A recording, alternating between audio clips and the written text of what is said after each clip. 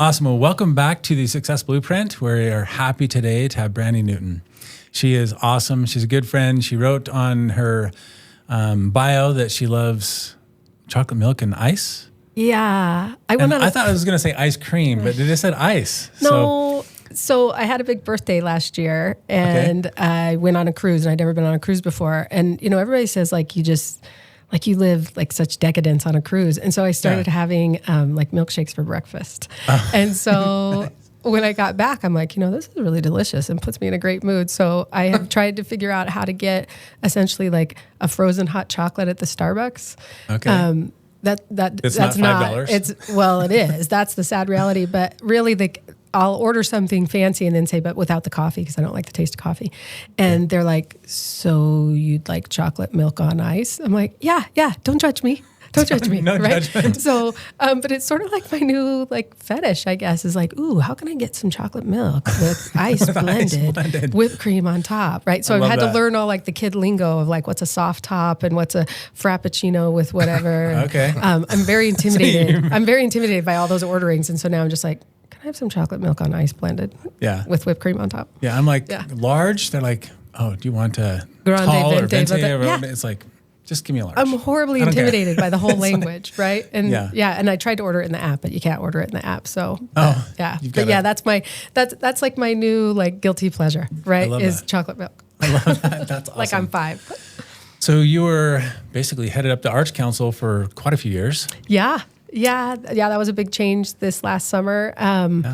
My sort of path, I think like most people that are old like me now, you just never know where you're going to land, right? Like I got a degree in accounting. I did all the things my mother told me not to do. I followed my boyfriend to the University of Idaho, where he was getting an engineering degree and I got an accounting degree. And then at that point in time, in the 90s, you went west, right? So you went to Portland or Seattle. So we landed outside of Portland, Oregon, and I landed at a company called G. Loomis, a fishing rod manufacturer, and started as an accountant with them, and then jumped from that to do process improvement using statistics. It sounds really boring, but it was really wonderful, like a wonderful experience. A real small company, really solved problems, and so it really kind of sparked like this inquisitive nature. So I was lucky to spend time with them, traveled the world with them. I didn't fish a lot. Like I would always tell people, it's like, well, somebody's got to be in the factory making sure things run. So you can fish all the time. And then I left that to have babies. And then we came back to Idaho Falls. And you have 3 kids, right? I have 3 kids. Yep. A son and then identical twin girls. So a match set, right? Awesome. And so was back and doing the stay-at-home mom thing, and I wanted to remodel my kitchen. And so I went to work at the Arts Council as a part-time accountant. And it was what I'd always told everybody growing up of like, well, I'm going to get an accounting degree, because at the time I my goal was to be a trophy wife. Let's not lie, right? That's right. An ambitious and, like fun one. But so I always knew like you could be a bookkeeper or a CEO kind of having that background. And so I went to work for the Arts Council as the bookkeeper, worked, 20 hours a week so that I could have enough money to remodel my kitchen, which worked great. Awesome. And then some life changes happened, and my husband passed from cancer. And so you kind of go, ooh, I guess I got to pay my own bills. What am I going to do? And it just so happened that the executive director left the Arts Council at about that same time. And I didn't know anything about art. I mean, my mom had taken me to shows at the Civic, and, we saw the bands at the fair, kind of a thing.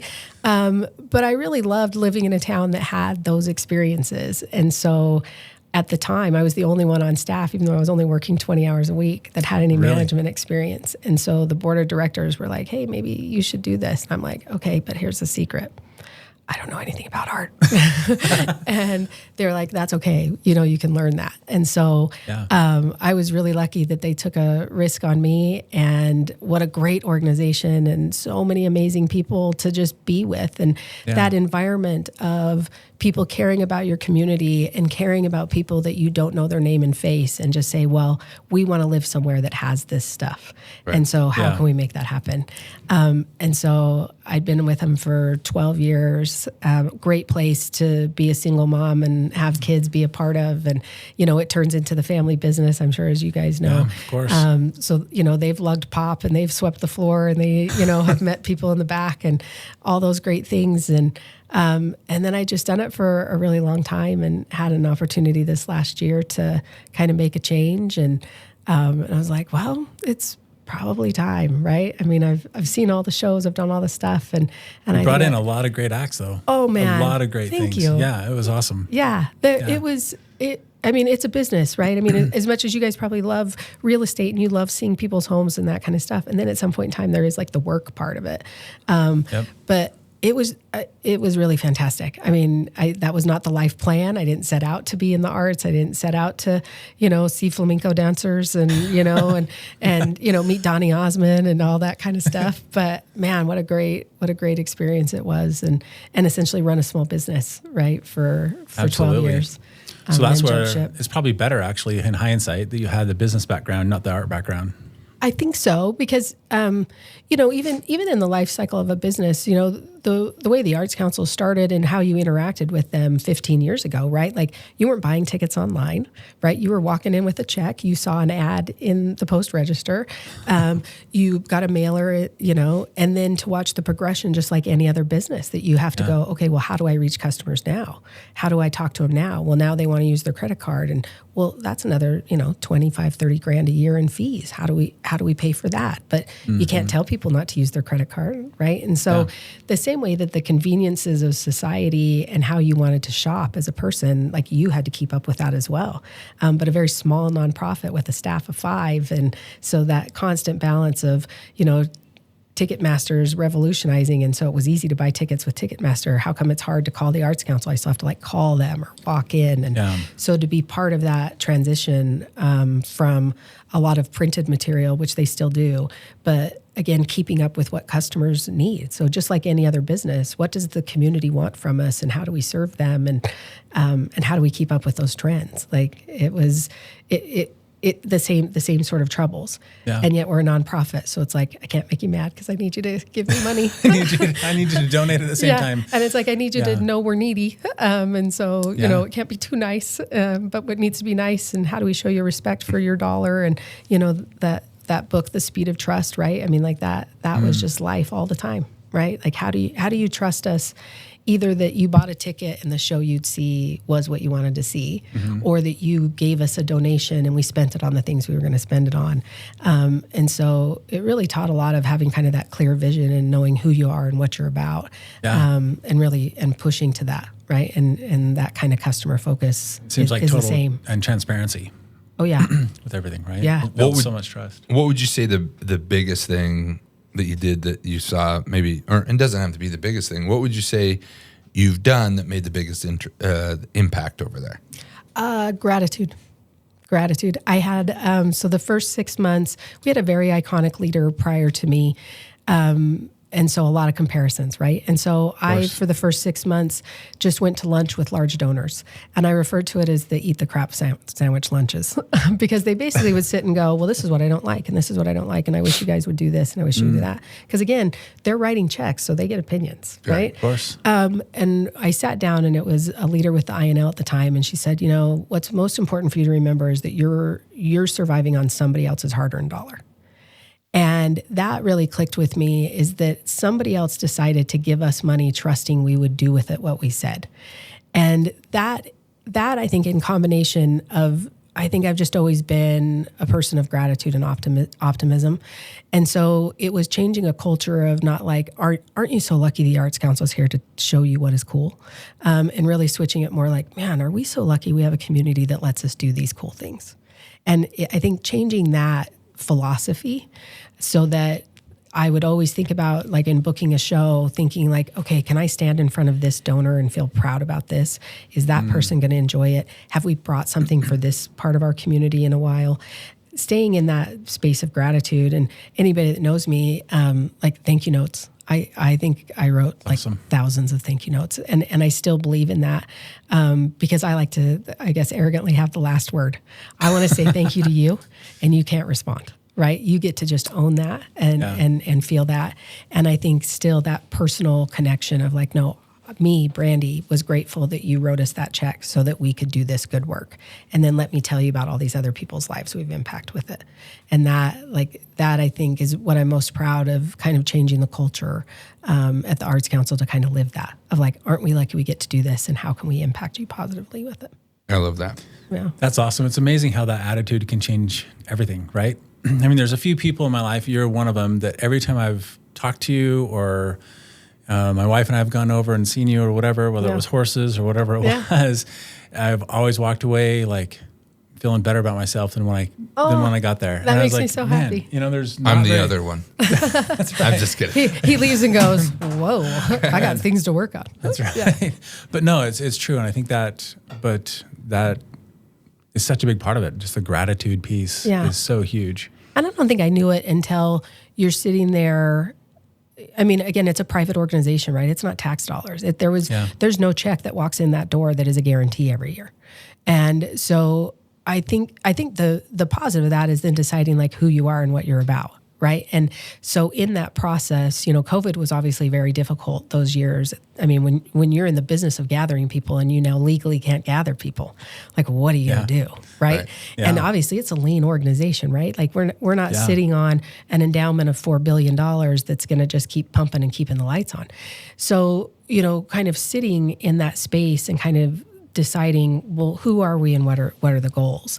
That, and even a little bit of change of like, okay, well, we've always believed the Colonial Theater was our hub and that you had to come here and you have art experiences, but even experience like, well, why are those art experiences good? I mean, I don't know about you guys, but like music speaks to my soul, and like there are emotions or memories or nostalgia that I have in a response to music that I don't have in any other way.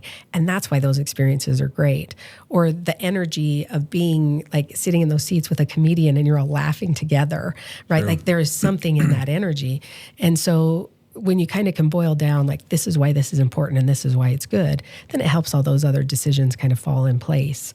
And then it's easier when people are kind of either coming at you like, well, why are you doing this? Why are you doing that? It's much easier to respond like, well, it's okay that you don't like it, right? Like, but we're doing it for this reason. We believe in that reason. If you don't, that's fine, right? But this was why. Right, all those decisions were intentional.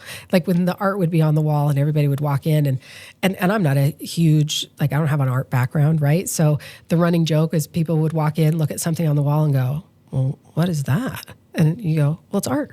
Well, okay. And it's like, and then giving them permission, like, it's okay for you to not like it. Like, you don't have to. Like, the artist maybe didn't even love it either, but they're trying to elicit a response. Like, but sort of giving people permission to go like, no, it's okay for you to even see a percussion show and go, I didn't get that at all. And I can go, it's okay. You don't have to see another one ever in your life. But for someone else, that maybe speaks to them. And we want to give that opportunity, right? So true. And so removing that judgment or that intimidation of art of like, no, we just want you to have that experience so that you're living a full life, right? So with that and gratitude when you're talking, it makes me think of like now it's got to be pretty competitive because now you're competing with Fort Hall and the fair or you know these other shows that now people have options and they're getting bombarded with options, you know, through social media. And I like the gratitude. Do you feel like that and then what other things do you think maybe helped drive to, you know, this amazing theater in Idaho Falls versus, you know, losing people to maybe the outside noise? I think the great part is going back to like what the mission of the Arts Council was. And the mission was for you to provide experiences, right? So even in that, like the model at the Arts Council was like, we brought shows in, but also you could rent the theater and do whatever. And any person can go and rent the theater for a really reasonable amount of money. Because again, the goal of the organization was for you to have an art experience, not to tell you what the art experience was. Right. So even, you know, the Mountain America Center, the Frontier Center, even like new theater places in town, Center Stage, you know, the Play Mill's moving closer. To me, all of those were like, great, that's even more opportunity for you to participate in how you want to participate. Right? Yeah, because I mean, I don't know about you guys. I mean, I love standing at a huge concert. Like there's been times I've been at a show at Mountain America and the energy and all of that. Like I love that. But I also love it sitting in a seat because I'm old now, right? That I want to sit in a seat and enjoy this, right? And so all of those, it's staying out of that, like there's only one way to participate. And so all of that, what could be seen as competition, to me, that was just that much more opportunity. right? So like you can see a big show at Mountain America that's a big, you can see Tool at Mountain America and like rock it out at that. And then you could go to the symphony and see, a soprano and enjoy that. And then you can come to the Arts Council. Like I was there New Year's Eve for their ABBA tribute show. That was the most fun. I was there with a nephew that's 21 that decided he was going to get the main singer to fall in love with him. I was like, you go, boy, right? And then my daughter who knew every word. And so here's, this age range of people in that singing ABBA, right? That's awesome. And they, we did fake New Year's Eve at 10 o'clock. So it was East Coast, right?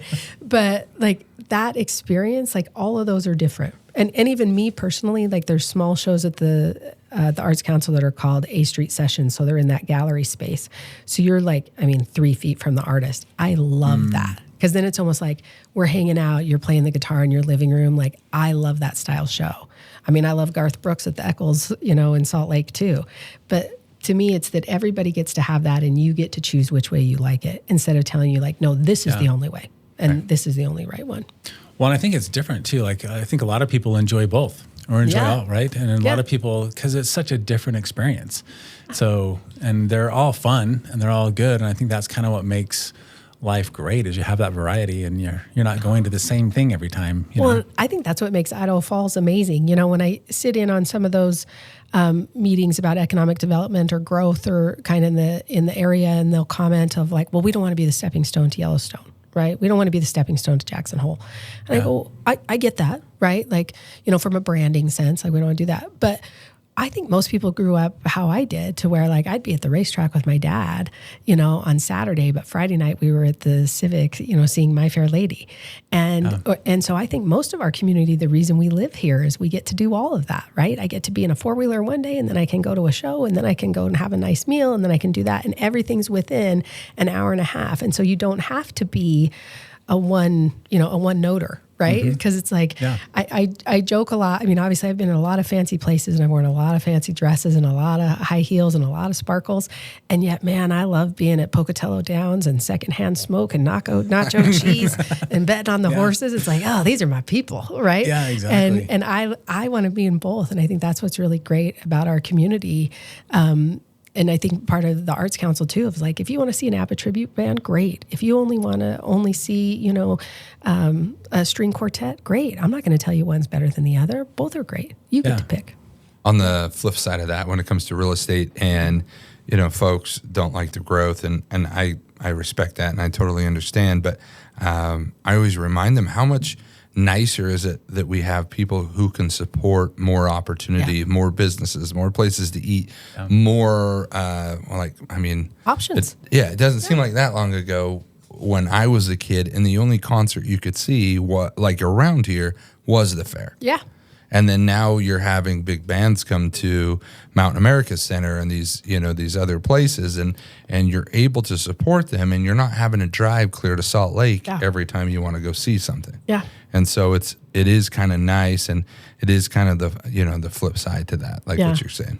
And I used to hear it from my mom all the time, right? That she'd come to the theater and then she'd come and look at me and go, I've been here and there's 1,000 people and I don't know anybody else in this place. And I was like, well, that's kind of the goal, right? That's the point. The kind of goal is to mix it up, right? And get everybody out and about and having those options. And that's what I love. I mean, when we chose to move back, it was kind of trying to gather back to our childhood to where you could play every sport, where, being in a suburb of Portland, like hopefully your 3-year-old picked a sport when they were 3, because that's all they're going to do. Yep. And you're going to have to focus on that one and you'll be on that travel team and you'll do all that stuff. And it's like, how do you still have a rounded sort of way of life to where you get to do a little bit of everything? And, that was one of the reasons we wanted to come back. And I think that's still the uniqueness of the community of like, you don't have to be a one-noter. And when I chose to, jump from the Arts Council to move to the Bank of Commerce, that was one of the things that was intriguing is that, it's a big time bank, right? Like it's not a teeny tiny little organization hiding in the corner. And yet, our CEO still is, telling me about the waterproof speaker that he likes best because that's what he puts on the paddleboard when he goes fishing, right? And like, that's who we want to be. I think that really is what our community is, and that you don't have to just be one note. And that's what's awesome about being here. So when you took the change or the leap from the Art Council to the bank, what is maybe some similarities, but then maybe some obstacles or some complete, opposites that you saw? It was really scary, right? Like after you've been successful at something for a long time, and we talked about, we were going to talk about our feelings. I'm a words of affirmation girl, right? So, I mean, to be in an environment where I was interacting with so many people that would walk up, I mean, obviously we get a lot of complaints too, but they'd be like, Brandi, that show was great. This was great. I was really nervous about like jumping to something else. But what I appreciated about the organization is that they knew who they were. Right? Like the Bank of Commerce knows who they are. They're run locally. They're, owned locally. Like that is who they are. Customer service is still the number one. They're not looking to climb to a bigger thing. I mean, they want to be bigger and better, but again, that's for more opportunity for customers, right? Yeah. So that was very similar to me. And as far as like the integrity, like after spending 12 years that I stood on a stage and said, I'm Brandi of the Arts Council and this is what we're about, finding an opportunity where I could stand in front of another company and say those same things and be proud of what we're about, like that was important to me. But I would say one of my first experiences, it was even before I'd gone to work for the bank, I was heading with our CEO, Mike Morrison, to a groundbreaking for a project in Rigby. And as we were driving, he was like pointing out to things. He's like, oh, that over there, that was one of our projects. And that family, like they worked so hard. Like I know they were like probably skipping meals so that they could make loan payments, but like, look what they've grown into. Isn't that amazing? And he probably did that like 3 times as we drove down the road. That's cool. And to watch him talk about like the dreams that they've been able to like come true, right? And you think about like, bankers and we got all that paperwork and all these legals and da-da-da. But at the core of it, it was still like, you're a person and you have a dream and how are we going to help you get to that? And that's still at the core of who the Bank of Commerce is. And so for me, it was kind of scary, right? To leave what I knew. But also a fun way to go, okay, here's where those similarities are. And then how can I take that gratitude and now I get to be part of a team to where like, I don't do the actual banking, right? Like don't ask me anything about interest rates or how to fund things or whatever. Like we got really smart people that do that. My running joke is always if somebody asks, I'm like, I don't know, but I bet we got a guy that does. And we do. But now that I get, again, to help them, like, what do you need? What needs to happen? How can I help you? What's the messaging that we want? How can I help that branch in American Falls, speak to their community and how can we help support them? And so now I get to be part of that team. And then obviously just the change to go from a nonprofit where like just hustling for our existence all the time. Now it's Mike's problem to figure out how to pay me. That's pretty nice, and some sexy things, like profit sharing and dental insurance. Dental insurance. The nonprofit world's not necessarily known for great benefits, right? No. So real estate world either. So. Yeah, right. You're flying by the seat of your pants, right? Good years and bad years. So yeah, but that's what's excited me about like making that jump and then just sitting and going like that skill set is a skill set, right? That's a cool perspective because you get to see a lot of success or you get to see a lot of growth from people really from courtside seats. Yeah. You get the front row to see small businesses go and you get to hear people talk about that. But then you get to see, I never thought about this till now, but small branches in these different communities thrive and how they serve, their little communities and maybe big communities as well. Yeah, I think our branch up in Mud Lake, which I had to laugh. I didn't know where Mud Lake was because my life, my parents had racehorses growing up, and so the running joke was like, if there wasn't a racetrack there, then I don't know where it is. Yeah, and so someone was like, we have a branch in Mud Lake, and I'd be like, okay, I don't know where that is, and they're like, well, West Jefferson. I'm like, yeah, no, and they're like, and then they're like, oh, Territon. I'm like, oh, Territon, yeah, we buy hay from Territon. Yeah. Like I know where that is. They're like, yeah, it's all the same place. I'm like, okay, that's confusing. There you go. But that little branch services all those farmers around there and all of that industry that goes through, and it's got 4 employees. And we were lucky we helped them get a new football field last year. And so to be up in that community environment, cool. I mean, that's a huge thing for them to have a new football field. Absolutely. It's awesome. And a great investment by at least for the bank, and I wasn't part of that decision, right? But a great investment to go no, see, we care about what you care about, right? And we want you to be successful and we want to invest in you.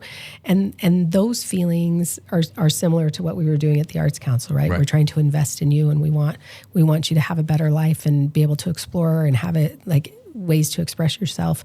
And at the bank, it's the same thing. And it's been impressive they've got the same thing, they've got to function just like a Chase and just like a Zions Bank and all that. Like all those regulations are real, our ease of clicking around on the app and things just magically happen.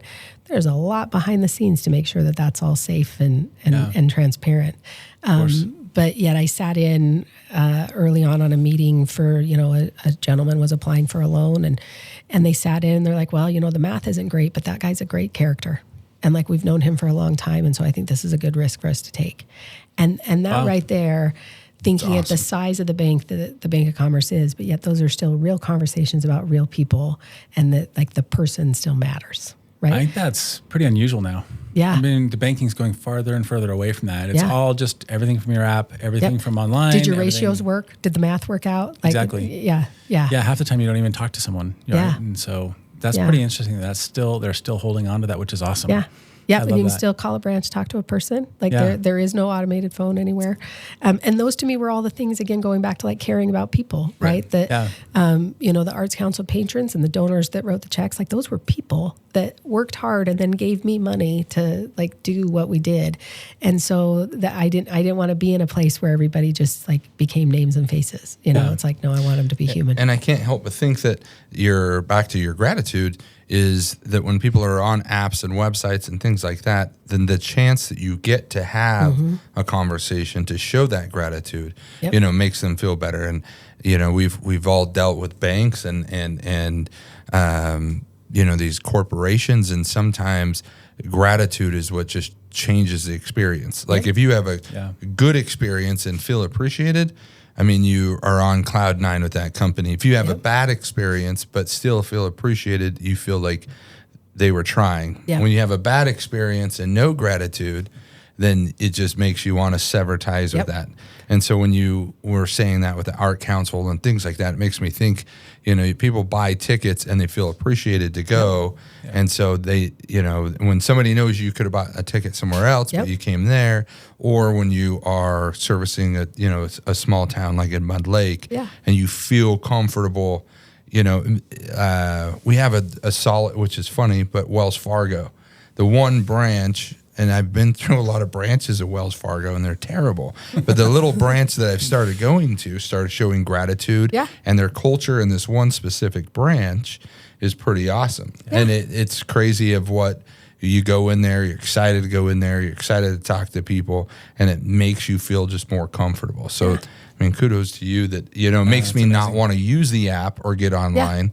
I'd rather go talk to them because it's easier. Sometimes you're like, I'd rather avoid all of those guys and just use the app and the website. But I think it all goes back to like, I was joking before about the feelings, but, I think it was, I joke all the time, I'm old now, right? So I'm all therapied up.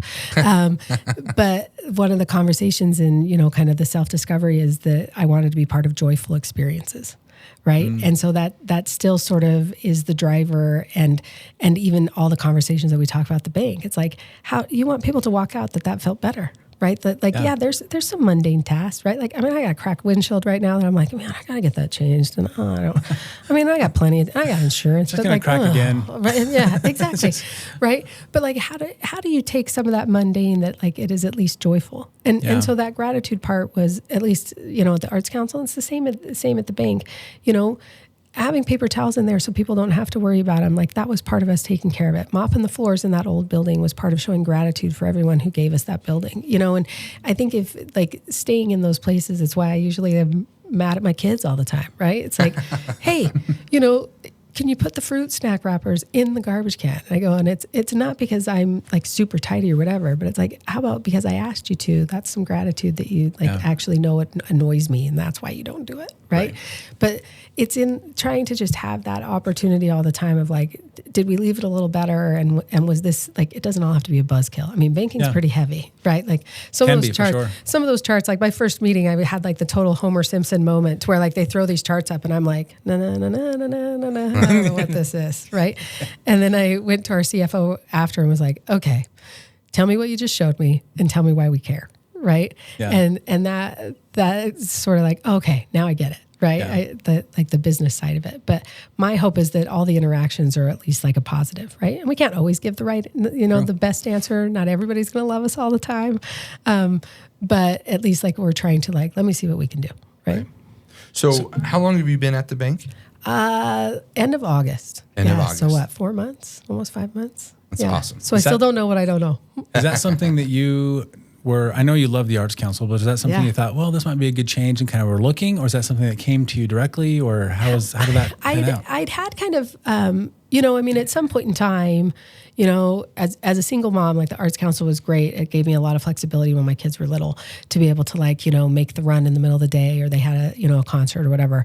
And it was great flexibility. And then at some point in time, I was like, I'm going to need to retire at some point in time. And this warm and fuzzy is not going to carry it. And I guess I always knew, and even for the longevity of the Arts Council, at some point in time, they need a fresh breath too, because I was going to start to become that barrier to growth, because it's like, oh no, we're not bringing that show because that show sucked last time, or oh no, we're not going to do that because we've already done it, right? So just because I'd done it for 12 years, right? Yeah. So I always kind of knew that I wanted to jump to something, but you get a little older and you get a little more safe, that it's like, I don't know, do I even have any skill sets anymore? Like, can I do anything else but this? Right. And so I was lucky enough that I knew Mike they were a supporter of the Arts Council. Okay. And he and I had shared, lots of conversations, over, a Diet Coke in the Swan Lounge at the Arts Council, just talking about the similarities of taking over for an iconic leader. The bank had an iconic leader. Tom Romerell was their CFO or CEO for, I think, 25 years when Mike replaced him. And so he and I would talk a lot about how hard it is to take over something that's been successful when the iconic leader moves on, and how do you step in, and how do you make it your own, but yet you have this legacy of success. So why would you change anything? That's amazing. You had, because the rule of thumb is you never want to be the guy after the guy. Yeah, exactly. You want to be the one who replaces them because they didn't do very well. Yeah. And so the fact that you made that successful speaks volumes. Yeah. So, and there was somebody in between.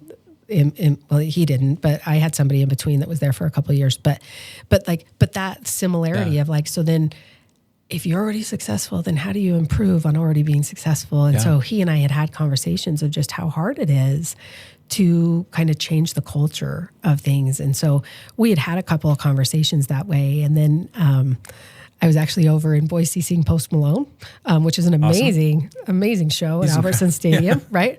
And go with people that know all the words, because that's super fun to all of that. And Mike had just called and said, hey, this might be coming available. Would you ever think of jumping?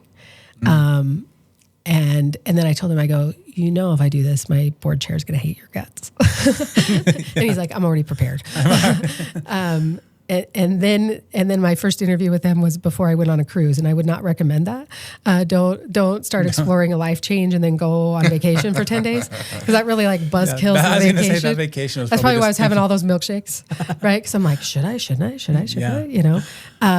And then I just couldn't see why. And again, I love the Arts Council so much that there was that element of I'm now the barrier, right? When people come to me with ideas, I had so much history that I was like, I don't know that we should do that anymore. Yeah. Right. So we tried it before, it didn't work. So I tried again. Yeah. And because I would get comfortable and kind of in my lane too, right? Yeah, course. As much as I love change and say that I want to always try something new, but I still had, the voice in the back, don't do that. Right. So, I wasn't specifically what's going to be my next career jump. I wasn't reading any books about what color is my parachute or any of that kind of stuff. But I sort of had in the back of my mind of okay. And, my kids had graduated from high school, empty nesting, and it's okay, what's going to be my thing now? Am I just going to fill my time with, massages and long lunches with my friends, which sounds awesome. But maybe we can start something new and learn something new. And that's been the great part, is just sitting in the room and that excitement of just I don't even know. I don't know. Right. Well, it's incredible that you are humble enough to know that, that your timing, to let somebody come in as a fresh start, and that you were maybe holding up some things, and that kind of leadership. How would you describe your leadership, Brandi? Would you say where have you learned this stuff, and how would you describe your style or whatever? I would say I was lucky enough to have some great mentors when I worked at G. Loomis. My boss was Toyo Shimano, and he used to rollerblade around, and he sat me down. I would have been 26, 27. So, I mean, I knew everything, right? Of course. I knew it all. I could fix everything overnight. I didn't understand why everybody else didn't understand it because it was so clear to me. Duh. But he sort of sat me down once, and I don't remember all of it, but he basically was like, you're either kind of an opener or a closer. You're either an idea person or you're a finisher person. And I remember he popped me through these like 5 kind of categories of just like your work style. And I remember sitting there at 27 and just being irritated that I like was so transparent, right? That's like, well, I'm way more deeper than that. And then it's like, no. And the example he gave, he's like, okay, so if you come up with an idea, can you lob the idea into the room and then walk away? And he goes, or do you care if it gets like implemented and done? And I go, well, if it's a great idea, why wouldn't you want it implemented and done? And he's like, yeah, that's what makes you a finisher, not an idea person, but a finisher. And I remember being like offended by that, but it's like, I'm creative and I come up with ideas. But it taught me in that moment, because then he gave examples of other people in the company that truly could come into the room, come in with ideas, engineer this out, and then walk out, and they don't care because they're on to the next idea.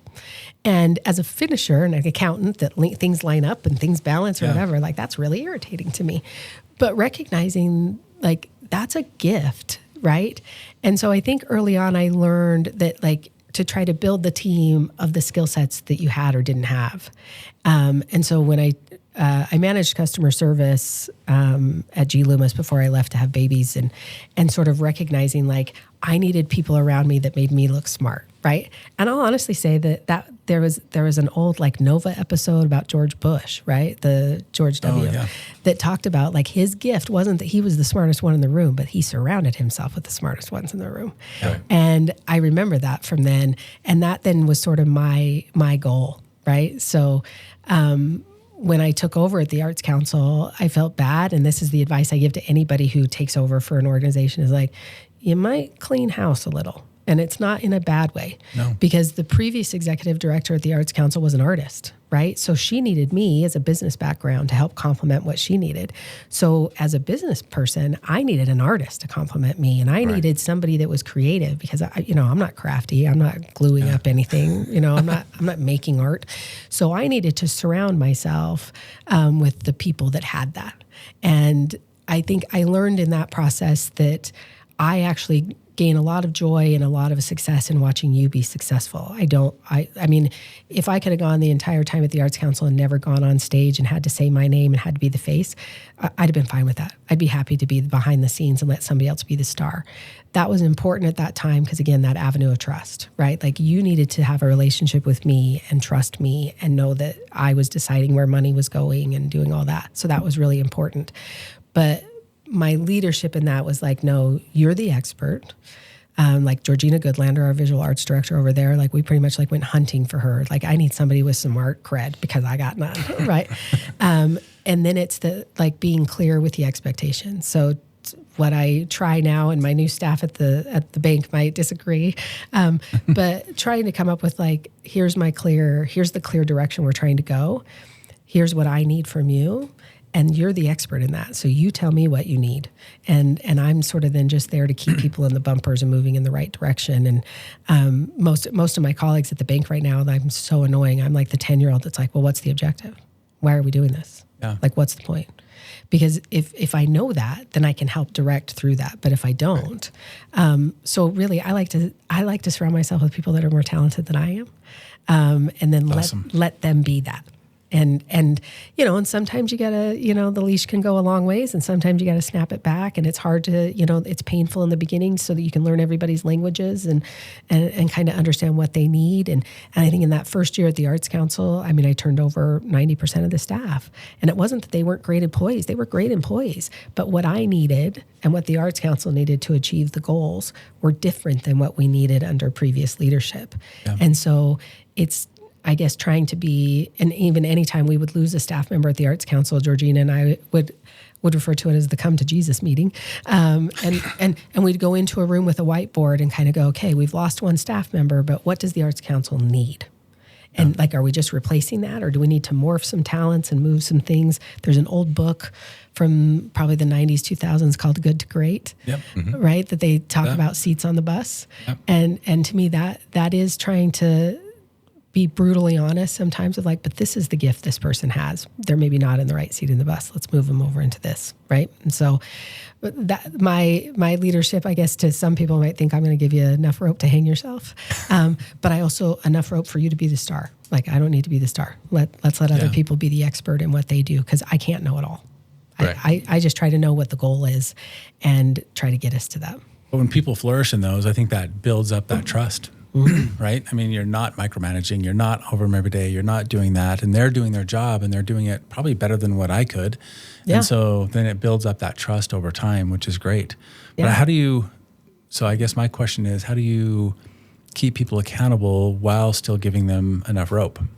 I think it goes back to like having a clear understanding of what you wanted.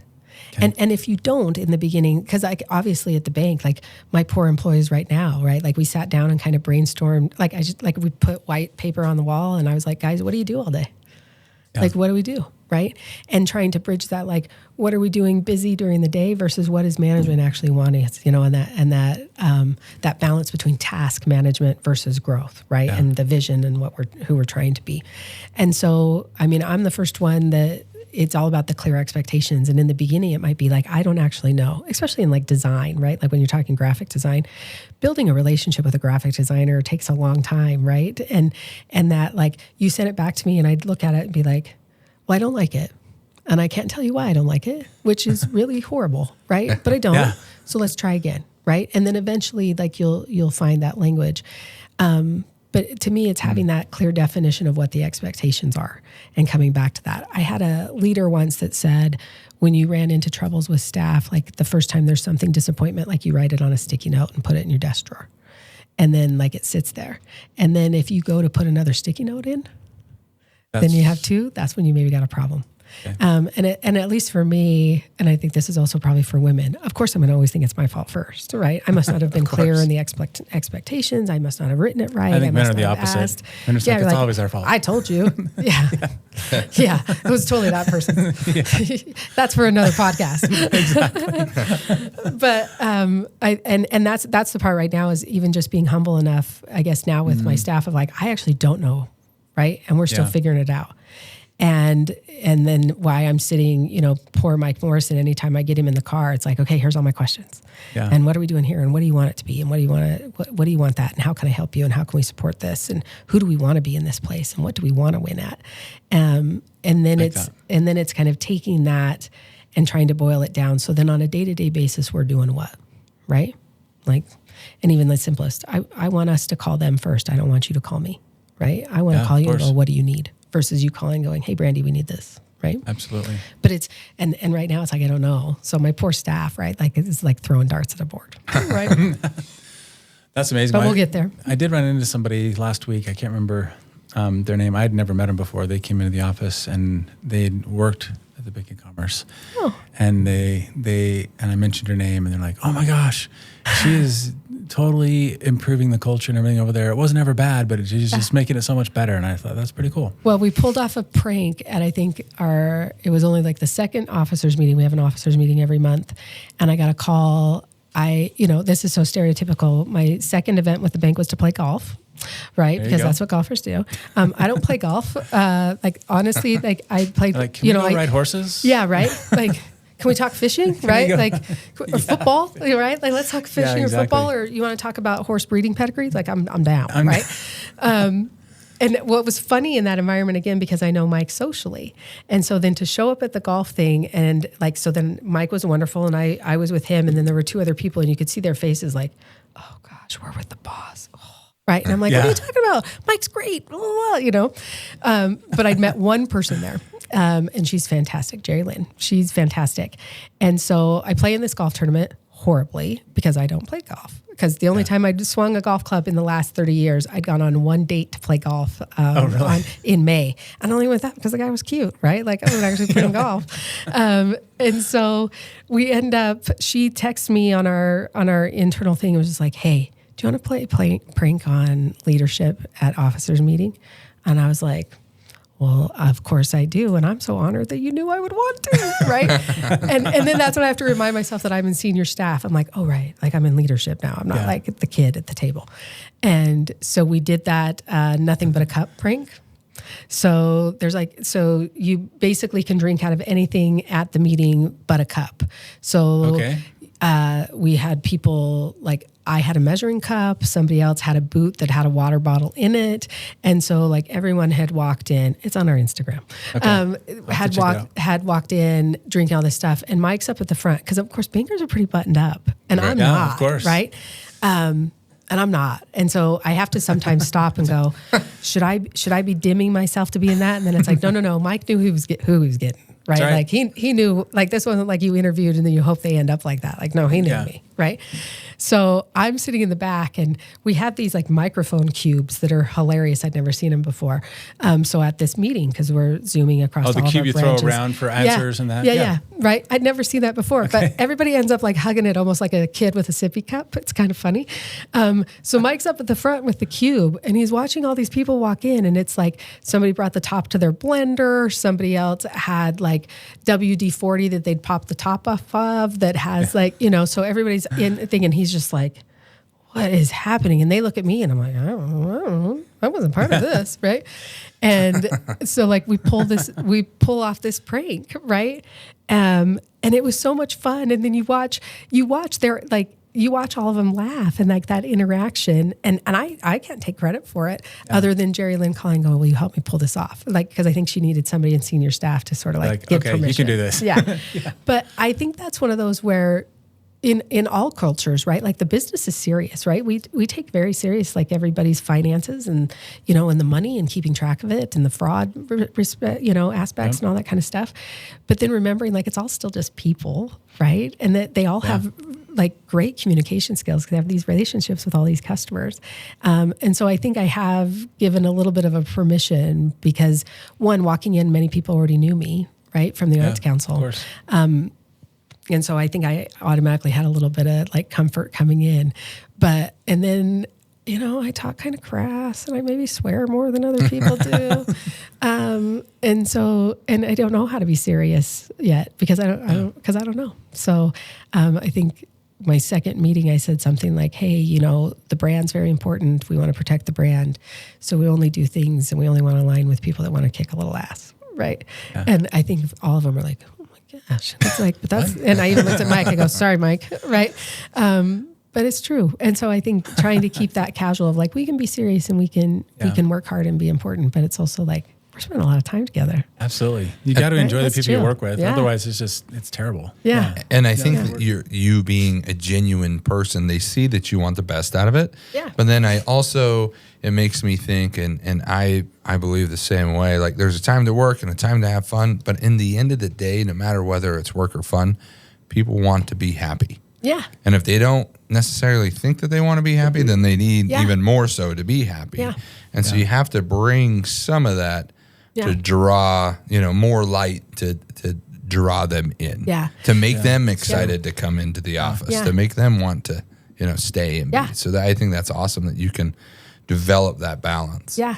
Well, and that, in the beginning, any new job, like I joke all the time. I'm like, I'm still trying to impress my coworkers, right? Like I still want my coworkers to think I'm smart, but I know what I'm doing. And, but like it's trying to be true to who you are, which is hard. And you would think somebody at my age and the accomplishments and how much experience I've had or whatever, that I just walk into every room fully confident all the time. And it's like, well, yeah, but right. Like I'm still a person. Right. And so, it's been an exercise, right, in trying to keep that confidence up and again, going back to like knowing who I am and what I'm about and trying to represent myself and the company in the truest form every time. But the instinct, I think at the beginning was like, okay, you're going to banking. So, and I'm in a suit today, but I rarely wear one, but it's like, you should be in a dress suit and you can't swear anymore. And you can't, you can't break out into like pop reference, songs in the middle of the day and robotic. And I need to, only speak when spoken to, and then having to stop and go, no. Like that's not what got you here. Right. Yeah. Like lean back into that confidences of like who you are and what you're about and being true to that. And I think the years at the Arts Council, that was the greatest thing about it was, having a mission on the wall that truly was the guider of all decisions, and having a board of directors that like understood that as well, that having that go like, no, this is who we are and what it's about. So like, you can come at me, you can write me you can write the ugly Google review, you can send me the complaint about this, but I know there was conscious decisions and intentional decisions that were made. Whether you didn't like them or not is now indifferent, right? Yeah. Trying to go through some of that as you change jobs of like, nope, just be true, to who you are and what you're about. And my goal really in all environments, I want people to feel comfortable and seen and valued. And so like that I hope carries over into all of those places. Right. So all those bankers that you think are nerdy, it's like, no, you're not. Y'all just pulled a prank, right? You want to be fun. That's right. You all secretly want to be internet stars too. I can feel it. Yeah. Just because you're in a job that kind of in the past has had that moniker doesn't mean that you are, right? Yeah. I thought that reminded me of, I used to be in medical sales. And I remember one of the surgeries I went into, this is when I very first started, and I was calling on a neurosurgeon, and he wanted me in there for this closing of this case and everything. And I go in there, and I'd met him in his office and everything. And I go in there, and the music is crank, and it's death metal while he's operating on this person. And I'm just like, huh. I'm like, this is a little different than how you portrayed yourself. But he was being himself, and that helped him focus. Yeah. And so if that helps him focus and he can do his job better that way, great, and let people be them. And I think everyone's got their way of doing things. And we see that a lot in real estate, where people they'll do things totally different than anyone else did, but they're still successful. Yeah. And that's a good thing. Yeah. I mean, it's awesome. There's not just one way to do it. Yeah. I mean, there are certain things, of course, that need to be done, but how they do them is up to them. Yeah. Right. And I think so many times we just want to fit the mold. And I think that's a culture thing, right? Where we want to be what people think we should be. Yeah. Right. Mm-hmm. I mean, people expect me to be this, and so I need to be it. But I think it's so much more freeing when you can be yourself. Well, and you can only fake that for so long, right? Yeah. Like you can only be the opposite of and what you feel like you need to be to accept that position for so long. And then I feel like it's draining to pretend. And things like that start happening first until you eventually just break. Yeah. Yeah. Just like when we first partnered up, we're very different. Yeah. And somebody had very similar to your idea of the idea person and the finisher. Mm-hmm. Ours was more of the visionary and the implementer is what they had called it. And so when they kind of identified us as that, and at first I was like, wait a second. Like, I was like, you're almost like Felix to her, like, I'm excited. And he's like, what do you mean? I can do stuff, And it was kind of like, but then when you kind of lean into it a little bit, it's like, oh, that makes sense. Yeah. And then you can be more productive in those roles. And then I think also being productive, but then understanding your strengths and weaknesses. Like when you're humble enough to know, I got to step aside and let somebody else way better than me do this. I think that's what helped as well, is it's like, this person's really messing up, but that's not their strong suit. Yeah. But I could come in and help them, and they can do what they're really good at, and then maybe I could do what I'm really good at. Yeah. And so that's where I feel like, the teamwork, and it's funny that you start off by yourself thinking you can do everything on your own. Or that you have to. And that you have to. That's it right there. And then when you start adding people who are better at things than you are, then you're like, man, this is a way better feeling, because then I can just go and do my one or two or three things that I'm really great at. Yeah, because the complexity of business and the expectations that customers have, like you can't keep up with all of it, right? I mean, like even you guys aren't running the equipment to do the podcast, right? Because you need someone who is passionate about that understands it, that knows how it works, right? That's a skill set in an art form in and of itself. And so I'd much rather surround myself with the people that are passionate. I mean, like, I don't want to go home and read banking magazines all the time. Man, I'm sure glad Mike Morrison does, right? Like, exactly. So, and he doesn't want to read all the things that I'm keeping up on, right? So I think that's the part, I think, especially growing up, and that sort of entrepreneurial spirit, that it's like, well, then I'm going to have to know how to do all these things before I get there. And that's how I'm going to show people that they can trust me and that I'm intelligent and all that kind of stuff. And then I think as you get a little bit older and go, oh no, there are distinctive differences that aren't necessarily, I mean, you could train me to do it, right? Yeah. You guys could learn how to plug in all the cords and how to set all the stuff up. Yeah. You could, I mean, you're not dumb, right? We can be trained like monkeys, right? But at the same time, it's like, why not use your talents over here? And sort of I think it's finding that niche or that balance between, I need to have a knowledge and understanding out of respect for it. But then let's put people that actually like, that's their dream and that's their goal. To me, like the marketing side has always been that. Like, I want someone that is learning about all the Google AdWords and the whatever. It's like, I can't keep up on that. It's moving faster than I can, because I can't keep up on what makes Mud Lake unique and what makes American Falls unique and keep track of all of that. So how do you surround yourself with a team that you trust and know that that's out there and respect that's a whole industry in and of itself? And how can I glean the best of that? Right, to add to. I think one of my biggest lessons that I ever learned, and I'm still ever learning it, is when we bring somebody on the team or we're looking for somebody or I'm interviewing somebody, if they're not like me, right, like a perfect match, then I start questioning, and I have to remember, you don't want everybody like you, or or it's going to be terrible, right? Like. And just be, I don't need somebody to think I'm funny or somebody to like completely relate with everything that I think or believe or that I do, and so that's what I have to remind, admin on our team or different things. You have to get in the bigger team you got to get a more diverse group of people who are mostly not like you, that you can accept that, because they're going to bring something obviously that you need, because if it's just like me, we're going to have the same holes but bigger, because we're going to have more people. I had a coworker once say to me that it's like, well, if we both thought the exact same, then one of us is obsolete. And it's like, it's true, right? Like if you're sitting around the table, no, I need all the views, right? Yeah. I had an incident with an employee early on at the Arts Council, because obviously we're in very social situations, right? And so there's, if you're a donor at a certain level, you get to go into what we call the Swan Lounge, and so complimentary drinks and beverages and whatever. And so that's a schmooze room, right? Yeah. And so there's members of staff that are in there that are probably having a glass of wine, right? And and talking to customers. And we had another staff member that was, had different responsibilities, admin responsibilities, and was like, well, how come they get to drink wine at work and I don't get to drink wine at work? And it's like, well, what you don't understand, like their role on the team right now is to be talking to people and making them feel comfortable who are also having a glass of wine and doing this and that. Your role on a show night is to do this and this and this. Like, both are very important. Not one is more important than the other, but very different looks, right? And very different goals. And even my, my role on a show night when the crowds are all rolling in, like I wasn't up schmoozing with everybody else. That was another member of my staff that's been assigned to do that. I'm down on the main floor with the general public to make sure everybody felt comfortable and welcomed. And so having those definitions to go like, on that night, everybody's got a role on the team, and not one's more important than the other. They're all super critical, but they're going to look very different, and the rules are different. And some look a lot more fun, right? Yes. But can you imagine if everybody drank wine the night of a show? Well, you'd be in big trouble. Or you maybe saw her holding a glass of wine. What you don't know is she's been holding that same glass of wine for 4 hours, right? Like this isn't that she's had 16 of them, or she's maybe not even had a drink off of it, but she's carrying that because in that environment, that's what she's doing to make other people feel comfortable. Right. And that's the skill set that employee understood.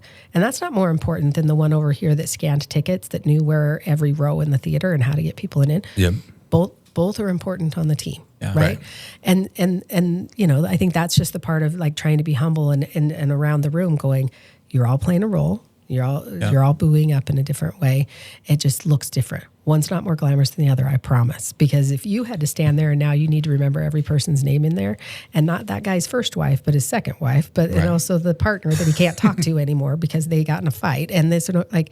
You don't want to carry that stuff, right? So, like, trust me, it's not all moonbeams and roses. Right. No, and I think that's the thing. I think if people are comfortable doing what they like and what they do, and have people like you, the right people on the bus, the right people in the right seats on the bus, then that's when teams really excel, right? But I think sometimes it's so hard to find that because so many people don't know what their skills are. And they don't know, and it's hard as outside looking in, meeting somebody for maybe 2 or 3 times. Yeah. Okay, what is their skill set? We really don't know until we see them perform a little bit, right? Yeah. And then you kind of know a little bit better of where they perform. I mean, there's hundreds of personality tests and things like that to try to do that. But have you ever taken some of those? Oh, tons of them. Have you been on a job? I was on a job interview right out of college that was a single CPA, which he offered me the job, but it was going to be just me and him. And then he was like, yeah, you can't wear anything with perfume because smells are sensitive. And I was like, I just remember coming home to my husband, like, please don't make me go to work there. I'll die. If it's just me and that one guy, I'll die. Anyways, but he did all these like, you've got to pull socks out of the drawer. There's red socks and black socks. And, so how many socks will you pull out before you'll get a pair? And it's like, what are we doing right now? Right? I know, right? Or rank these. And it's like from worst to best. And like, there was things like, I don't want to do any of them. Yeah. I mean, it was from like theft to rape to all these things. Geez. And I'm like, what? Ranking these? How does that knowing what I think, And it's just, but it is kind of funny how some of those to pan out. And some of them can be a little bit of, they can portray a little bit, right? But they're not actually truly what your personality is overall. Yeah. But we've taken tons of them. Oh yeah, tons of them over the years. There's one Stryker, big company in the medical field. Yeah. They're huge. I knew I had quite a few buddies that worked for them. But at the time, they kind of found a mold. They had all their reps and all their most successful reps take these tests. And they found out that almost all their successful reps were scoring in one specific way. And so they made that parameter. So before they interviewed you, before they did anything, they sent you this test. If you scored in that range, you got interviews. If not, they're like, And so this was, 15, 20 years ago for the way that they were weeding people out because they get so many applicants. Yeah. And so, that's one way. But then you're getting the same person over and over and over. And that did well, but there's other people that would have been just as successful outside of that parameter. But they might have done it just a little bit different than the way they wanted. And so that was important to them. What's funny is we went through these and through like business coaching and things, and they show you how to use these to hire. And there's this process where you had like 3 interviews, right? And it was this whole big thing. And the craziest thing is that I've known is when you're going through, there's 2 individuals that we hired. And as I'm going through it, the biggest, most important is their goals. And both of them were women. And their goals, like it took so much to pull all of these goals out. And they're like, well, I don't know. I just want to do really well. And I don't know. This is just how I am. And I was like, no direction. They're really going to suck. Great people, though. Yeah. And they come in and they crushed it. Yeah. Because they kind of had, they knew in their head, they didn't know how to explain it. Oh, yeah. And they were like the toppest at the top. And then people will come in and say, man, I really, my wife works and I want her to be able to stay at home and I want to do this, or, my husband this and I want to do this. And then they just bunk and they don't do anything. And so sometimes it's funny, like the structure of these different things. It's just where alignment you're not in alignment, right? Like what they say they want and what they really want is different. And so their actions fall to what they really want or what they really kind of feel like they need. Yeah. And are they lying to you or to themselves?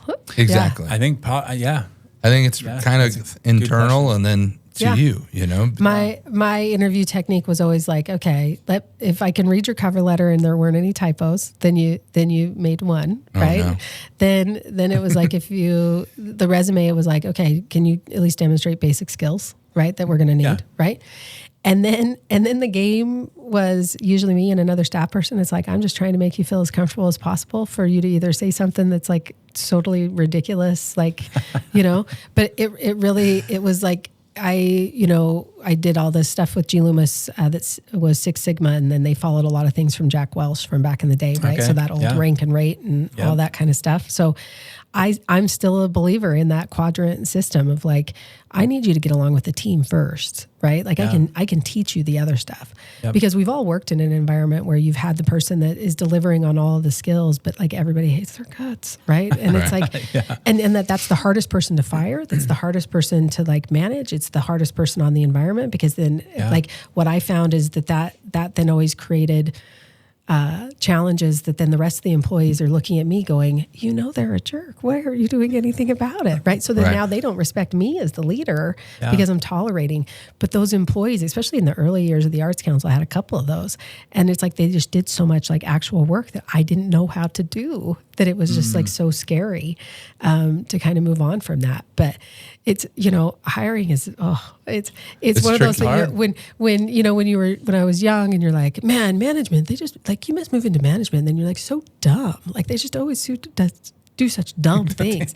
And then once you're in management, it's like, you have no idea all the other things you're juggling, all the other things that are swirling out here that you're trying to take account for. It's not just this one decision. Exactly. And always that balance of like, oh man, managing people. Here we go. Here we go. One tool that we use that worked really well is having the new hire go out to lunch with the team. And then we would remove ourselves from that lunch and they would go and... So they can gossip about you. Exactly. And Perfect. they could gossip and talk and figure it out. And then it helped because then the team would come back and I'd say, what'd you think about so-and-so? And then they would give us their honest opinion, or if it was just a free lunch for them and they just kind of rolled through it and they'll say, oh, this person, I think they'll do good. And then if they don't, then they can see what it's like to be in our shoes to try to hire the right people. Yeah. And so, but then they were part of the hiring process. And so then when they don't work, it's like, well, you were part of that process too. Right. So it was. Then they can look at you and go, that was really hard. And I thought they were going to be great, but I can't stand them. Yeah, that's the one thing. Work ethic and drive are like the two, in my mind, at least for real estate. Real estate's not rocket science. Anybody can do real estate. But you've got to be a self-starter, right? You'll be as successful as you want to be, right? Right. Absolutely. Yeah. And that's the one, how do you test for that? Or how do you ask that? Ambition. How do you measure ambition? I'm ambitious. I'm drive. I have so much drive. It's like, well, you don't really know until you actually see them for 6 months. Yeah. Right? So it makes it hard. And it's a lot of investment, right? To get to that place. Yeah. That's the scary part. Yeah. So what's next steps? I mean, now you're into this new role, and where do you see this going over the next few years? That's a really great question. I don't know, right? What's been really fun is to feel a part of the team, right? And I know I drive my coworkers nuts with the constant like, well, what's the objective and what's the point and what's this? But I think it is helping them. I was flattered sitting in a meeting and we were talking about a new bank product or whatever. And I was kind of making comments. And what I appreciated from leadership is they're like, well, Brandi's the only person in the room that actually is not a banker, right? That like had worked outside the bank. Everyone else had either been in banking at other banks or, whatever. And that felt really good, right? As far as like my hope is that I can just keep helping to provide that perspective of, that sounds great sitting in this room, but when I was running a small business like that's not how that worked. Right.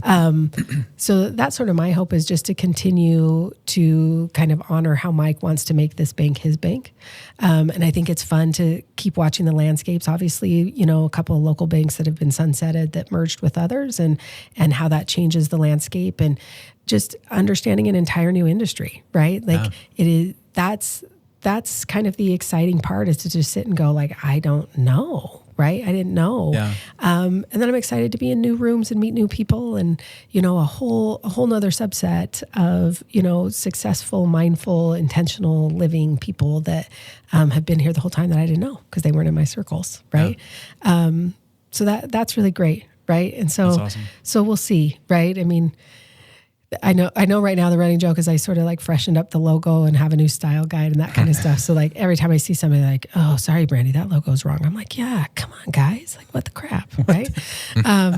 But my hope is just to get to a place where at least the rest of the team like sees us like, we are a service to our own organization. And so I just hope that they really see us as a resource and an asset, and how can we keep, on like the bigger picture of what the bank goals are, that we can just help kind of push that forward. So that's I don't awesome. know. Because I don't know what I don't know. Yeah, that's true, right? Yeah, and even like, and I'll tell people, I'm like, well, this is how we're doing this now. But in 6 months, because I'd done a lot of bad stuff beforehand, but the end of the year is all about renewing your advertising contracts. And so we'd sit with people. I'm like, well, this is the goal right now, right? The Bank of Commerce, we're a premium brand and we want to be that. And, we do want to be the bank of your lifetime, and that there isn't any, like, you're never going to outgrow us. I promise we'll be able to help you at every step that you're doing.